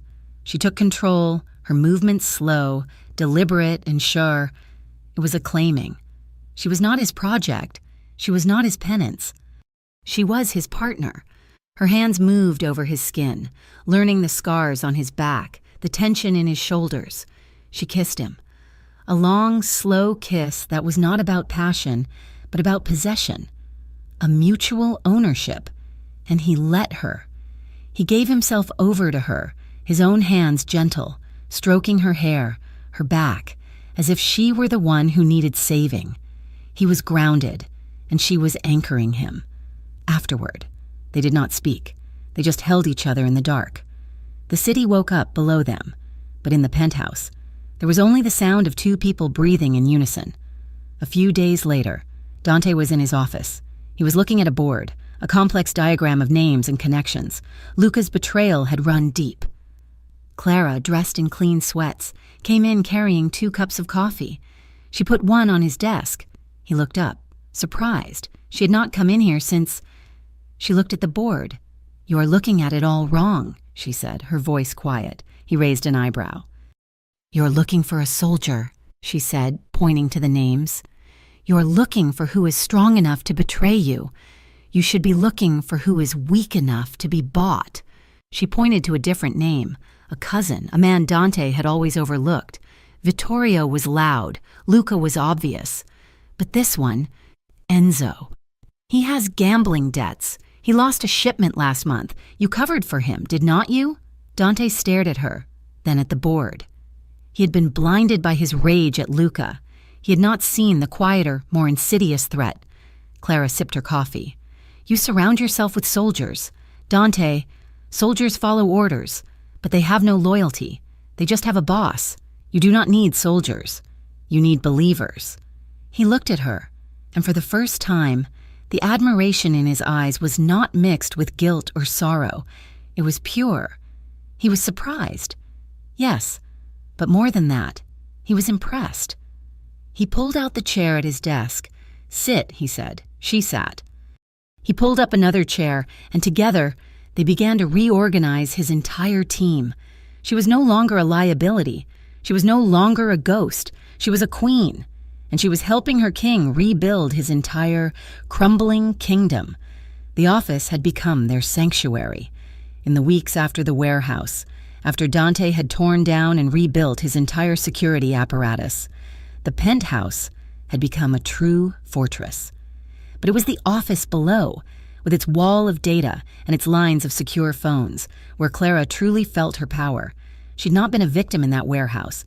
She'd been a survivor, and now she was an analyst. She'd spent the last 2 weeks buried in the data that Dante's men had seized from Luca's home, trying to find the root of the leak. Luca, the old consigliere, was in a hole so deep the sun would never find him, but his betrayal still bothered her. It was too simple. "It is not here," she said, not looking up as Dante entered the office, a cup of coffee in his hand for her. He stood beside her desk, the one they now shared. "What is not here?" "The motive," she said, tapping the screen of a laptop. "Luca sold you out, we know this. But for what? The money they transferred to his offshore account it is almost an insult. $250,000? For a man of his stature? That is not a betrayal. That is a severance package." Dante was silent, watching her. He had learned to respect her instincts. They were different from his. He saw threats, she saw patterns. "He was set up," Clara continued, her fingers flying across the keys, pulling up a different set of files. "He was a scapegoat. A loud, obvious distraction. The real traitor would not be so cheap. The real traitor would be patient." She pulled up the file on his cousin. "Enzo, the man with the gambling debts." "You looked into Enzo," Dante said. "You found nothing." "I was looking for weakness," Clara said. "I should have been looking for ambition. I cross-referenced Enzo's lost shipment manifest from last month. The one you covered for. The numbers were faked. He did not lose that shipment. Dante, he sold it. He sold it to Mick Russo." She turned in her chair to face him. The pieces were slotting into place, cold and sharp. "Enzo has been skimming for over a year. Small amounts, then larger. He used his gambling debts as a cover. He needed a way to destabilize you, to make you look weak so he could make a move. He needed a monster. So he funded one." Dante's face was stone. "He funded Mick. He gave him money, information, and access," Clara said, her voice low. "He told Mick about me. He told him about Jamie. He used Luca, feeding him just enough bad information so that when you looked for a traitor, you would find the old man, not the blood relative." She had found the real leak. She had discovered the evidence. She had expected to feel triumphant Instead, she just felt tired. She had just handed the man she loved a reason to destroy his own family. She presented the final proof, a series of encrypted bank transfers from Enzo's shell company to an account Mick controlled. There was no denying it. Dante took the folder from her. He walked over to the floor-to-ceiling window, looking down at the city he owned. He was silent for so long that Clara began to feel the chill of the glass. "What will you do?" she finally asked. He did not turn. "He's my uncle's son. He grew up in my home. We shared a table. He tried to have you killed," Clara said, her voice sharp. "He used a trafficker to terrorize me and to paralyze my brother. What table you shared does not matter. He is blood, Clara." Dante's voice was rough, torn. "Family blood. It still matters." This was his hesitation. This was the wall she had not been able to see. He was a modern king, but he was still bound by ancient tribal rules. Clara stood up and walked to him. She did not touch him. She just stood beside him. Two figures reflected in the dark glass. "When you held me while I cried for Jamie, was that blood? When you came through those warehouse doors, when I thought I was dead, was that blood?" she pleaded. "You are a better man than he is. You are a better man than this. This world wants you to be. But you cannot be that man and also be a hypocrite." She finally touched his arm. He was rigid. "You told me this life was about rules. He broke them all. Do what is right, Dante. Even if it hurts." He looked down at her hand on his arm. He closed his eyes, his long exhale fogging a small patch of the window. He finally nodded. A single, sharp movement. He pulled his phone from his pocket. He did not call his cousin. He called his enforcer. "Vittorio," he said, his voice completely dead, void of all emotion. "I have a job for you. My cousin, Enzo. I want him removed." He paused, and Clara could feel the last thread of his old life snapping. "Take him to the airport. Put him on a plane to Sicily with nothing but the clothes on his back. Tell him if he ever sets foot on this continent again, I will kill him myself." He hung up. He did not look at Clara. He just stared out the window. A king who had just ordered an exile, severing a piece of himself in the process. The removal of Enzo created a vacuum. The immediate threat was gone, and a new, heavy peace settled over the penthouse. But it was not the peace Clara had craved. It was the sterile silence of a hospital room, a place where you were safe, but not free. The tension between them built, a quiet, insidious thing. They would make love, their bodies moving together with a practiced, desperate intimacy. But afterward, Clara would lie awake, staring at the ceiling, her mind 1,000 miles away. She realized what she wanted. It was a terrifying, impossible thought. She wanted out, not from him, never from him, but from this, from the armored cars, the silent guards, the constant weight of fear. She brought it up one night. They were in the kitchen, a rare moment of domesticity. She was cooking, and he was sitting at the counter, watching her. "I was thinking," she started, her voice small.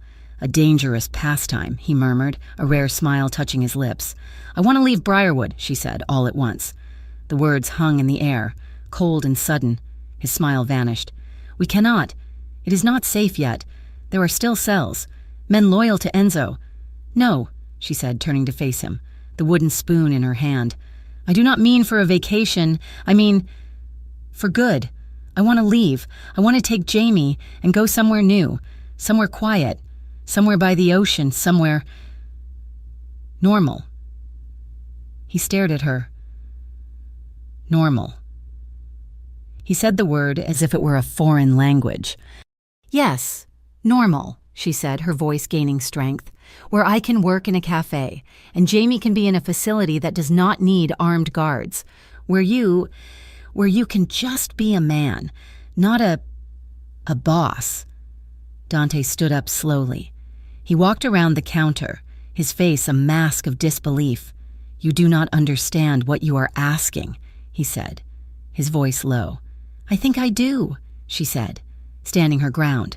"No," he said, and for the first time, his anger was not cold. It was hot. "You do not. This is not a job, Clara. This is not a company I can just resign from. This is my name. This is my blood. This is the life I was born into, and it is the one I will die in. So you are just a prisoner?" she cried. "What is the point of all this power if you cannot just walk away?" "I walk away, and I am dead," he roared, slamming his hand on the counter. The silverware rattled.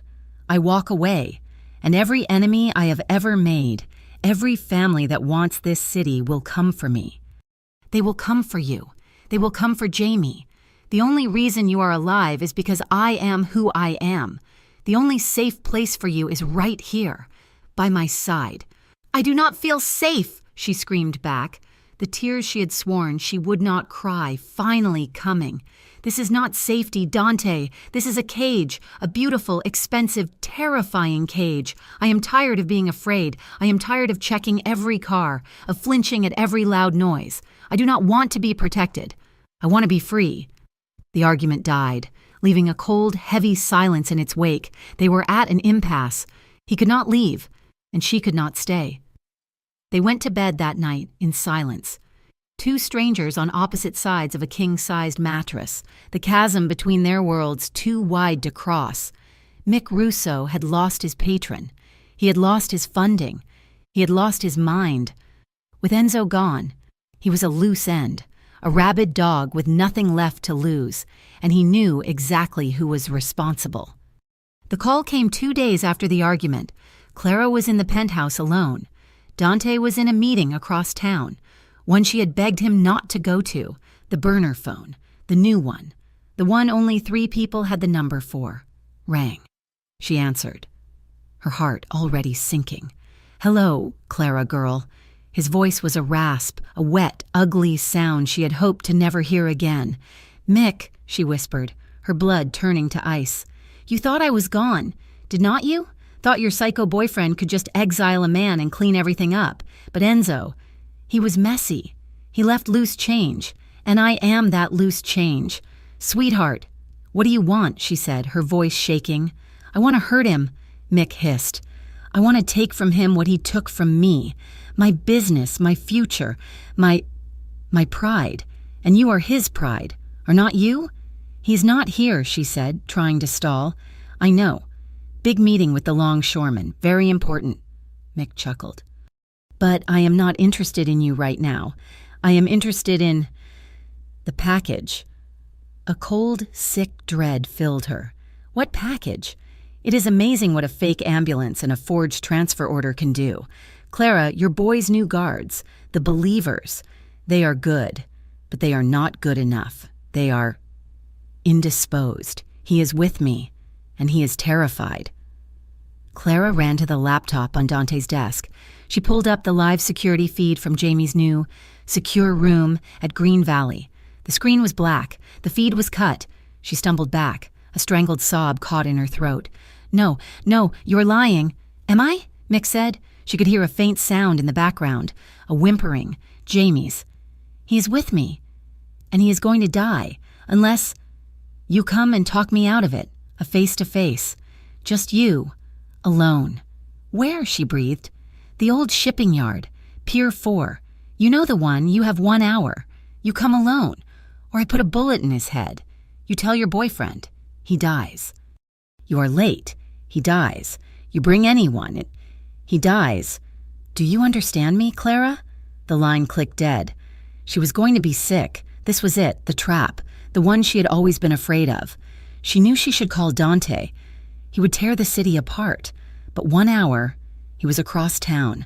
By the time he got his men, by the time he got there, Mick was not lying. He was desperate. He would kill Jamie. She had to go. She ran to Dante's desk. She was not the same girl. She was not a victim. She had learned. She knew it was a trap, but she also knew she was the only one who could save her brother. She had to leave a trail. She grabbed the keys to one of the clean cars in the garage. No driver, no guards. She knew Dante had a tracker in it. That was the first trail. Then she grabbed a small, heavy, silver medallion from his desk tray. It was a St. Christopher medal. His mother had given it to him. He never went anywhere without it, and he had left it behind in his hurry this morning. She clutched it in her hand, the metal cold and biting, and she ran for the elevator. The shipping yard was a graveyard of metal, the rusted skeletons of cranes outlined against the bruised purple sky. The wind howled off the river, cold and sharp. Clara got out of the car. He was there, just as he had said, standing under a single, flickering spotlight in the middle of the loading bay, and Jamie was with him. Her brother was in his wheelchair, his mouth covered with silver duct tape, his eyes wide and streaming with silent tears. Mick stood behind him, a gun pressed firmly to Jamie's temple. You came, Mick sneered. His hair was wild, his eyes manic. He was a man with nothing left. I am here, Clara said, her voice shaking but steady. She held her hands up, palms out. I am alone. Let him go. Mick, this is about me. It always has been. Oh, it is about you, Mick said, laughing. It is about you and him and this whole rotten city. You think you are better than me? You, a hash slinger? You and your rich psycho? Let Jamie go, she said, taking a slow step forward. He is a boy. He's paralyzed. He cannot hurt you. He is his leverage, Mick screamed, pressing the gun harder. Jamie whimpered, the sound muffled by the tape. Dante's leverage, and now he is mine. Clara had to stall. She knew Dante would be coming. He would know she was gone. He would see the tracker. He had to. What do you want, Mick? She said, taking another step. Money, is that it? Dante will give you anything. He will let you go. I do not want his money, Mick roared. I want him to feel this. I want to take what he loves. He took my business. He took my patron. He took everything, and so now I take his girl. And I take his legacy. He smiled. A terrible, broken thing. Killing you is business. Killing the kid, that is just pleasure. You are a coward, Mick, Clara said, her voice dropping, low and cold. You have always been a coward, hiding behind other men, hiding behind a paralyzed boy in a wheelchair. You are pathetic. His face contorted in rage. I am the one holding the gun. Are you? She whispered. Or is it holding you? As she spoke, She let her hand, the one at her side, open just a fraction. The silver St. Christopher medal fell from her grasp. It hit the wet asphalt with a tiny, almost inaudible clink. She nudged it with her toe, sliding it under the chassis of the car, where it would be hidden from Mick, but where it would catch the light. "You talk pretty, Clara girl," Mick said, his voice dangerously soft. "All that time in the castle, it made you bold. It is time to end this." He took the gun away from Jamie's head. Clara's heart seized. This was it. He walked around the wheelchair, never taking his eyes off her. He raised the gun, his arm steady. He was not pointing it at Jamie. He was pointing it at her. "Any last words?" he sneered. Clara stared down the barrel, her heart hammering so hard it felt like it would break her ribs. She thought of Jamie. She thought of Dante. She looked Mick in the eye. "He is coming. He is too late." Mick's finger tightened on the trigger. A gun was raised, a shot fired. The sound was deafening, echoing off the empty metal containers, scattering the rats in the darkness. The shot was deafening, an explosion that echoed off the rusted metal and flat water. Clara stood frozen, braced for an impact that never came. She opened her eyes. Mick Russo was still standing. His arm was still raised, gun pointed at her, but his expression, the one of sneering triumph, had been wiped away, replaced by a look of sudden, profound confusion. A small, dark hole had appeared in the center of his chest. He looked down at it, almost curiously, as if he had spilled something on his shirt. A second shot, louder, cracked through the night. This one hit him in the head. He did not make a sound. His body simply crumpled, a puppet with its strings cut, and he collapsed to the wet concrete. His gun skittered away, clattering harmlessly against a pile of debris. Clara's gaze snapped to the darkness from where the shot had come. He was not a shadow this time. He was a storm. Dante Moretti walked out of the darkness and into the dim yellow light of the shipping yard. He was not wearing a coat. His sleeves were rolled up. The gun in his hand was still smoking, held with a steady, practiced ease. He did not look at Clara.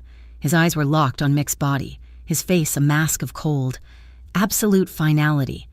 He walked past her, his boots splashing in a puddle, and stood over the man who had haunted her life. Without hesitation, he raised the gun and fired a third time. An execution, a full stop. Only then, with the threat annihilated, did his head snap toward the wheelchair. "Jamie!" His voice was a raw, guttural bark. He was at his side in an instant, his men, Vittorio and 3 others, fanning out from the darkness, securing the perimeter, their efficiency terrifying. Dante dropped his gun. Pulling a knife from his belt, he sliced the ropes binding Jamie's wrists and ankles, his hands surprisingly gentle.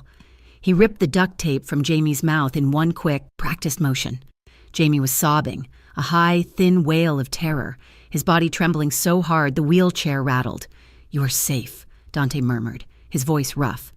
He put his hands on Jamie's shoulders, a gesture of grounding. "He is gone. It is over. You are safe." He turned to Clara. She was still standing, rooted to the spot where Mick had intended her to die. She stared at the body of her tormentor, then at Dante, who was now kneeling, his hand on her brother's knee. He was a killer. He was a monster.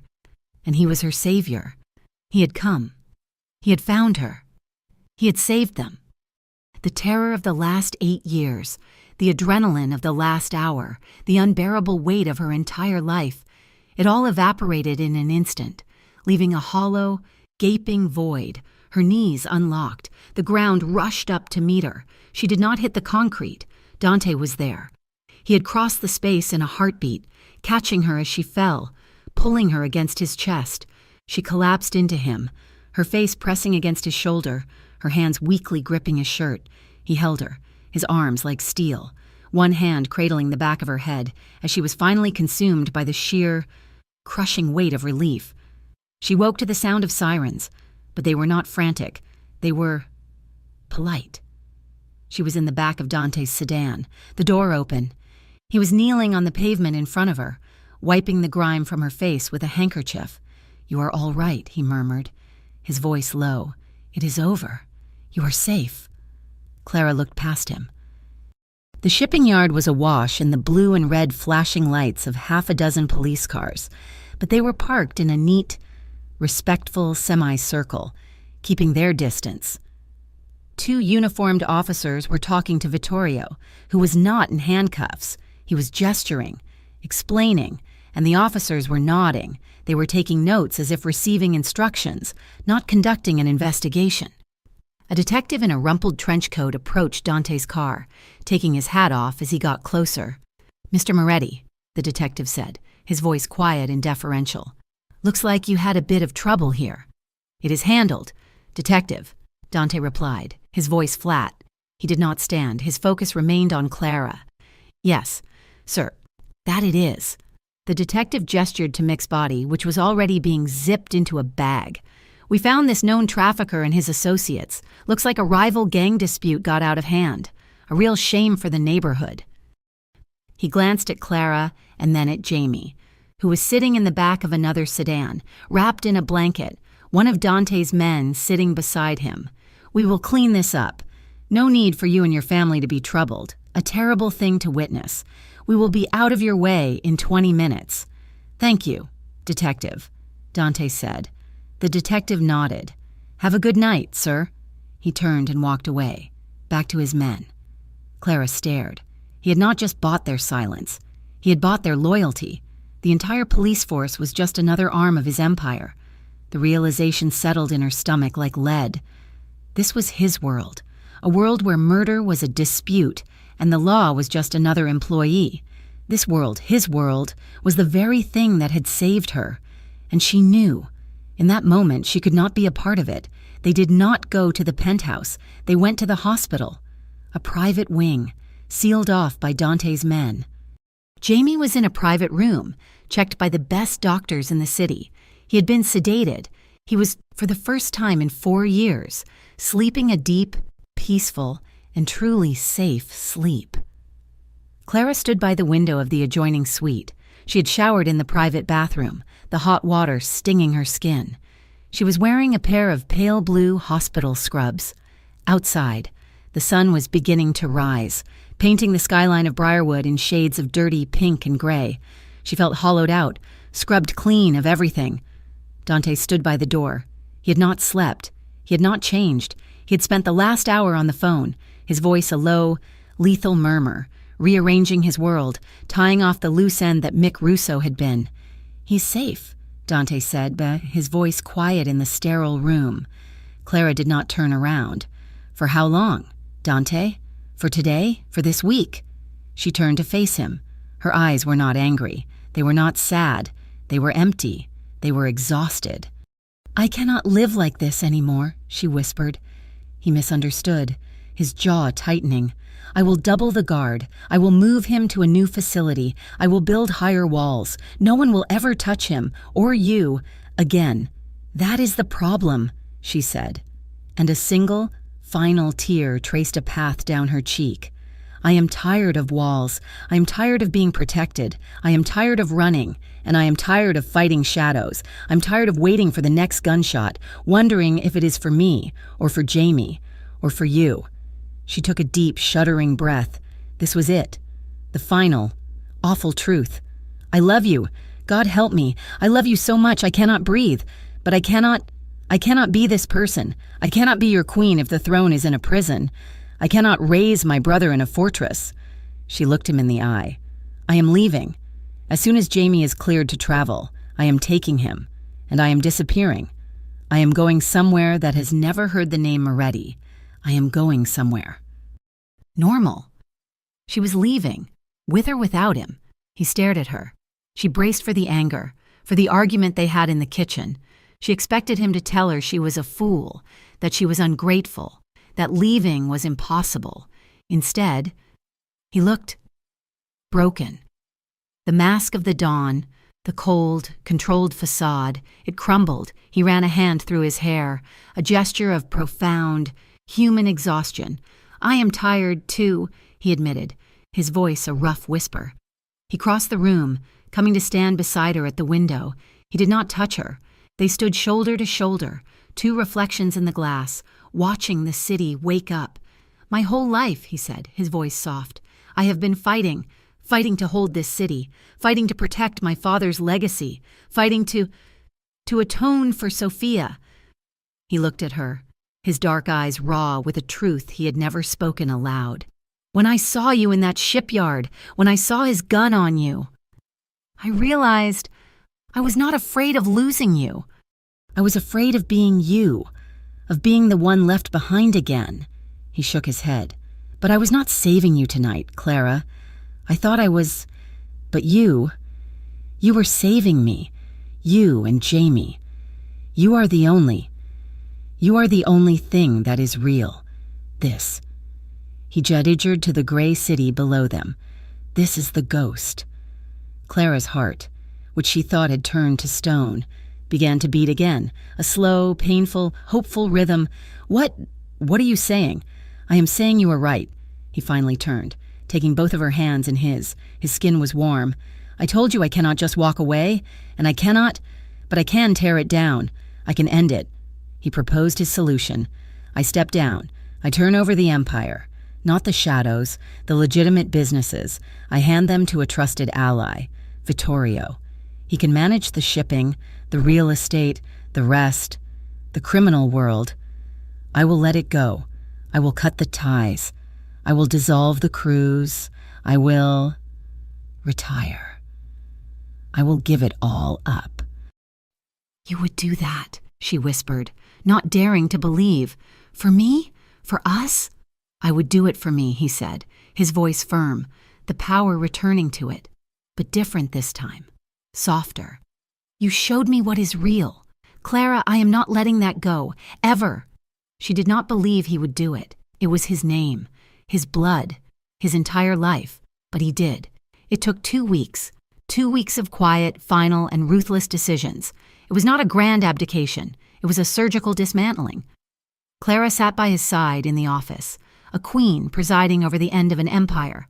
He signed over the legitimate holdings, billions of dollars in assets, to Vittorio, the man who had questioned his weakness and had, in the end, proven his unbreakable loyalty. The criminal enterprises, he simply let go. He cut the ties, he paid off his captains, he told his men they were free. Their debts erased, he sent a shockwave through the national underworld. The great Dante Moretti, vanishing. But Dante Moretti did not care. On a rainy Tuesday, he walked out of the penthouse elevator for the last time. He carried 2 suitcases. Clara was waiting for him in a simple, non-armored sedan. Jamie was in the back, a nervous, excited smile on his face, a sketch pad in his lap. Dante got in the driver's seat. He did not look back at the glittering skyscraper. He did not look back at Briarwood. He put the car in gear and he drove away, disappearing from the public eye he had once so completely and so violently controlled. 4 months later, the name Moretti was a ghost story in Briarwood, a legend whispered by old men in bars, hundreds of miles away, in a quiet lakeside town where the air smelled of pine and rain. Anna served coffee. She worked 4 days a week at a small cafe with a view of the mountains. She smiled at the locals. She knew their orders. She went home at 3 o'clock. Home was a small, white house with a large, covered porch, set back from a lake so still it looked like glass. Her brother, Jamie, was there. He was enrolled in a world-class neurological center in the nearby city. He was not walking, but he was thriving. He was learning to use a state-of-the-art, hand-controlled system, and he was painting. His canvases, full of bright, shocking color, filled the walls of their small, warm home. And Dante was there. He was not Dante Moretti. He was just Dante. He spent his days reading. He sat on the porch and read newspapers from cities he used to own, his expression unreadable. He read novels. He chopped wood for the fireplace. He had, Clara noted with a small smile, learned to cook. He was quiet. He was present. He was impossibly at peace. One night, they sat on the porch in silence. It was late summer and the air was cool. A string of simple, pale lights glowed above them. Jamie was inside, asleep, his door open. Clara leaned her head against Dante's shoulder. He was wearing a simple flannel shirt, not a tailored suit. She slid her hand into his His knuckles were not bruised. His hands were calloused from the axe, not from a fight. "You came when no one else did," she whispered into the darkness, a truth she had held since that first night. He was still for a long moment, the only sound the chirping of crickets in the tall grass. He turned his head, kissing her forehead. His lips were warm and real. "You gave me the signal," he replied, his voice soft. They did not need to say anything else. He wrapped his arm around her, and she leaned into him, her head resting on his chest. He held her. She held him. They sat under the vast, silent, and indifferent stars. It was not the desperate, frantic embrace of the penthouse. It was not the grip of fear or the clutch of shared trauma. It was quiet. It was steady. It was a choice. Clara Leone and Dante Moretti were, finally, free. Thank you so much for listening to our story. We are so grateful to have you here. We would love to know where you are listening from. So please drop a comment and let us know. Be sure to subscribe to Mafia Romance Stories so you never miss a new episode. And finally, please share your thoughts on Clara and Dante's journey in the comments. We cannot wait to read what you think.